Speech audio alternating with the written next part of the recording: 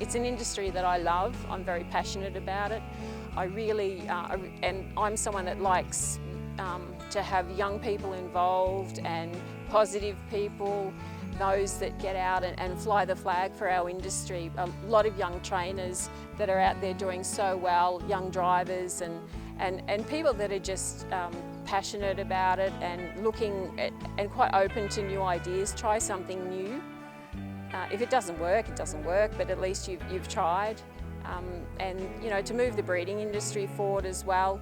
I love the science of the breeding industry, going back through the pedigrees and then looking at something new. And our industry has changed so much, well, just since I've been heavily involved, probably in the last 20 years. The style of horse has changed, where now we're a finer breed of horse, because we're breeding for speed. So of course the training techniques have to change then. It's not the heavy duty horse anymore, we're a sharper horse. And with that too, we're getting a hotter temperament as well. So it's yeah, big changes and good changes.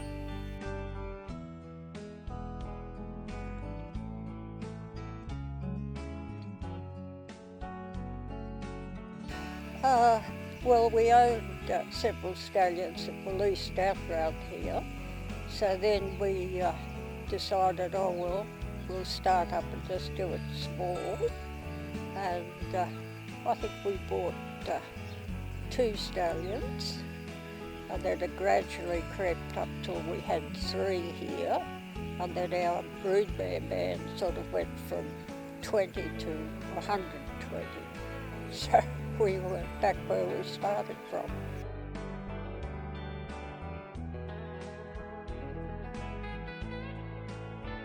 My earliest recollections in Queensland were obviously with Mum and Dad, and just every day there was a horse involved somewhere, whether it was my pony that I had or the brood mares or whatever was happening like that. There was always horses somewhere around. We also had a big cattle feedlot, 1,000 head feedlot as well, so it was all like animal related. When I was going to school, I can remember coming home from school and Mum and Dad, you know, like they'd be big days in the yards that would start, because we used to have 7 stallions and 600 mares and crazy times. I think there used to be 12 on the staff and things like that. So I'd come home, and only horse people will understand this, and I'd go over to the yards, and if there were some drag marks, you'd know it had been a bad day. But anyway, that's another story. But no, it just becomes ingrained into you, I think. And I left Queensland when I was 21. I went to work in Brisbane for a while, radio station, and then in some saddlery stores. Did a stint in real estate as well. So I was very lucky. I did my first season after I left school, and it was just like, yeah, this is okay, but I'm not sure whether it's really for me. And it was a good experience to go off and work for another employer that wasn't your dad, wasn't your mum. You know, you had that bit of separation as well.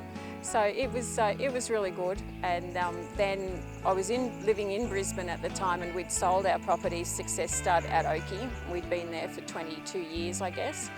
And Mum and Dad had a lot of stallions leased down around into the Riverina area, and they used to come down every couple of months during the stud season and help them get their fertility rates up a little bit higher and just help them.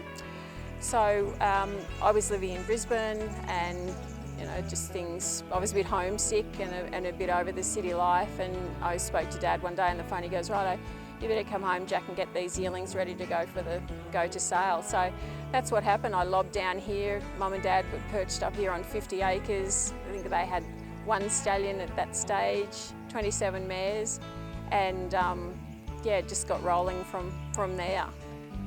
Well, really quite early, I think, because when we were in Queensland, she did 1 full season with us after she left school. And then at the end of that, she said, no, I want an air-conditioned office and a white uniform. John and I both looked at one another. We said, well, you're not going to get that here.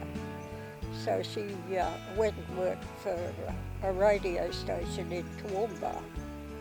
And then, probably 12 months. And then she came home and got very interested in the breeding.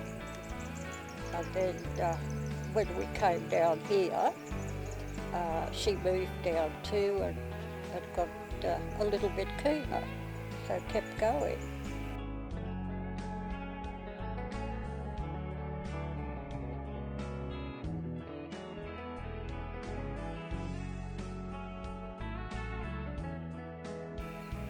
I think we ran out of territory in Queensland. There weren't as many people breeding horses, and we had a lot of stallions we'd imported. We'd leased to different properties down here. So we came down and looked around the Riverina, and that's where the big volume of breed mares were. So we drove around for 2 or 3 weeks to find a property, and we just drove past the front gate here and it had a for sale sign on it. So we thought, well, that will suit us, only 50 acres, nice and small, we won't stand any stallions, and just breed the odd mare, semi-retiring. As we speak today, we have access to just over 300 acres with some lease country as well. From the original little 50 acres, which we've got the yearling stable set up, the house and cottage, silos and the work yards, our vet areas.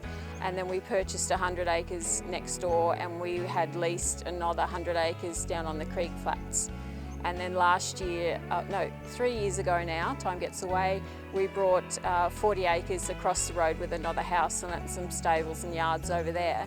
And that's where we have our spelling horses and our young stock yearling, weanling fillies and so on before they come back across to the big property. At the moment, we probably carry about 60 permanent mares. Some of those people have been with us since we started here at Success, or got Success New South Wales going. So that's over 20 years, and it's interesting because some of those mares have fillies now back here on farm, and so you start to wonder, gosh, have I been hanging around for just a bit too long now?